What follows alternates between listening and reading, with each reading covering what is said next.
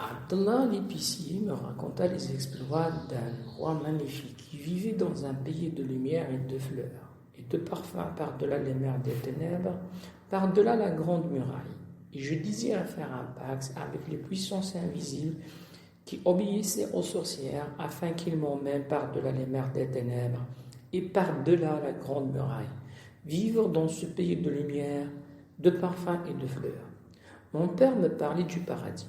Mais pour y renaître, il fallait d'abord mourir. Mon père ajoutait que se tuer était un grand péché, un péché qui interdisait l'accès à ce royaume. Alors, je n'avais qu'une solution, attendre de devenir un homme, attendre de mourir pour renaître au bord de Salsabil. Attendre, c'est cela existait. À cette idée, je n'éprouvais certainement aucune frayeur. Je me réveillais le matin, je faisais ce qu'on me disait de faire. Le soir, le soleil disparaissait et je revenais m'endormir pour recommencer le lendemain. Je sais qu'une journée s'ajouta à une autre. Je savais que les jours faisaient des mois, que les mois devenaient des saisons et les saisons l'année. J'ai 6 ans, l'année prochaine j'en aurai 7, et puis 8, 9 et 10. À 10 ans, on est presque un homme. À 10 ans, on parcourt seul le quartier, tout le quartier. On discute avec les marchands. On sait écrire au moins son nom. On peut consulter une voyance sur son avenir, apprendre des mots magiques, composer des talismans. En attendant, j'étais seul au milieu d'un grouillement de têtes rasées, de nez humides, dans un vertige de vocifération de versets sacrés. L'école était à la porte de Drb Noël. Le fki, un grand maigre, à barbe noire, dont les yeux lançaient constamment des flammes de colère, habitait la rue Giaf. Je connaissais cette rue. Je savais qu'au fond d'un boyau noir et humide s'ouvrait une porte basse, d'où s'échappait toute la journée un brouhaha continu de voix de femmes et de pleurs d'enfants. La première fois que j'avais entendu ce bruit, j'ai éclaté en sanglots, parce que j'avais reconnu les voix de l'enfer telles que mon père les évoqua un soir. Ma mère me calma. Je t'emmène prendre un bain, je te promets une orange et un œuf dur, et tu trouves le moyen de briller comme un âne. Toujours octant, je répondis, je ne veux pas aller en enfer. Elle leva les yeux au ciel, se tut confondue par tant de niaiseries. Je crois n'avoir jamais mis les pieds dans un bain mort depuis mon enfance. Une vague appréhension, un sentiment de malaise m'ont toujours empêché d'en franchir la porte. À bien réfléchir, je n'aime pas les bains morts. La promiscuité, l'espèce d'impudeur et l'aide de laisser aller que les gens se croient obligés d'affecter en de tels lieux m'en écartent. Même enfant, je sentais surtout ce grouillement de corps humide, dans ce demi-jour inquiétant une odeur de péché. Sentiment très vague, surtout à l'âge où je pouvais encore accompagner ma mère au bain mort, mais qui provoquait en moi un certain trouble. Dès notre arrivée, nous grimpâmes sur une vaste estrade couverte de nattes. Après avoir payé 75 centimes à la caissière, nous commençâmes notre déshabillage dans un tumulte de voix aiguës, un va-et-vient continu de femmes à moitié habillées, déballant de leurs énormes baluchons, des caftans et des mansorias, des chemises et des pantalons, des hecs à glands de soie, d'une éblouissante blancheur. Toutes ces femmes parlaient fort, gesticulaient avec passion, poussaient des hurlements inexplicables et injustifiés. Je retirais mes vêtements et je restais tout bête, les mains sur le ventre, devant ma mère lancée dans une explication avec une amie de rencontre. Il y avait bien d'autres enfants, mais ils paraissaient à leur aise, couraient entre les cuisses humides, les mamelles pendantes, les montagnes de baluchons, fiers de montrer leur ventre ballonné et leurs fesses grises. Je me sentais plus seul que jamais. J'étais de plus en plus persuadé que c'était bel et bien l'enfer.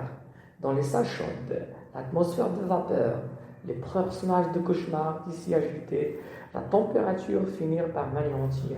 Je m'assais dans un coin, tremblant de fièvre et de peur.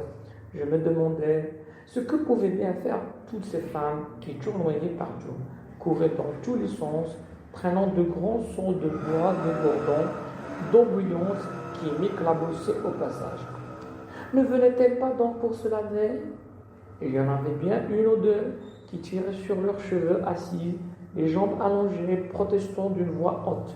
Mais les autres ne semblaient même pas s'apercevoir de leur présence et continuaient leur voyage, leurs éternels voyages avec leurs éternels sauts de bois. Ma mère, prise dans le tourbillon, émergeait de temps en temps d'une masse de jambes et de bras, me lançait une recommandation ou une injure que je n'arrivais pas à saisir et disparaissait. Devant moi, dans un seau vide, il y avait un pêne en corne, un gobelet de cuivre bien astiqué, des oranges et des œufs durs. Je pris timidement une orange, je l'épluchai, je la suçai pendant longtemps. Le regard vague, j'en sentais moins l'indécence de mon corps. Dans cette pénombre, je le regardais se couvrir de grosses gouttes de sueur, et je finis par oublier les femmes qui s'agitaient, leurs sauts de bois et leur voyage inexplicable autour de la pièce. Ma mère fondit sur moi. Et me plongeant dans un seau d'eau me couvrait la tête d'une glace odorante, et malgré mes cris et mes larmes, me noya sous un flot d'injures et de feu. Il me sortit du seau, me jeta dans un coin comme un paquet, disparut de nouveau dans le tourbillon. Mon désespoir dura peu. Je plongeai la main dans le seau à provisions et je pris un œuf dur, gourmandise dont j'étais particulièrement friand. Je n'avais pas encore fini d'en grignoter le jaune que ma mère y apparut de nouveau, m'aspergea alternativement d'eau bouillante et d'eau glacée, me couvrit d'une serviette et m'emporta à moitié mort à l'air frais sur l'estrade au bas du champ. Je l'entendis dire à la caissière: la lave-tombe, je te laisse mon fils, je n'ai pas eu encore une goutte d'eau pour me laver. Et à moi: abaisse-toi tête d'oignon, voici une orange pour t'occuper. Je me trouvais seul, les mains croisées sur mon ventre en flammes, plus bête que jamais au milieu de toutes ces inconnus et de leurs fastueux baluchons. Je m'habillai, ma mère vint un moment m'entourer étroitement la tête dans une serviette. Il me noua sous le menton, me munit de toutes sortes de recommandations et s'engouffra dans les salles chaudes par cette porte noire qui me faisait face et d'où s'échappaient toutes sortes de rumeurs. J'attendis sur l'estrade jusqu'au soir. Ma mère finit par venir me rejoindre, l'air épuisé, se plaignant de violents maux de tête. Heureusement pour moi, ces séances de bain-mort étaient assez rares. Ma mère ne voulait point s'embarrasser de l'enfant empoté et maladroit que j'étais. Pendant son absence, j'étais livré à mes timides fantaisies. Je courais pieds nus dans le peuple, imitant le pas cadencé des chevaux. Je hennissais fièrement, envoyé de riades. Parfois, je vidais simplement ma boîte à merveilles par terre et j'inventoriais mes trésors. Un simple bouton de porcelaine me mettait le sens en extase. Quand je l'avais longtemps regardé, j'en caressais des doigts la matière avec respect.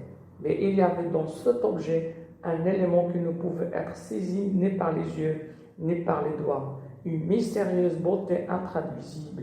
Il me fascinait. Je sentais toute mon impuissance à en jouir pleinement.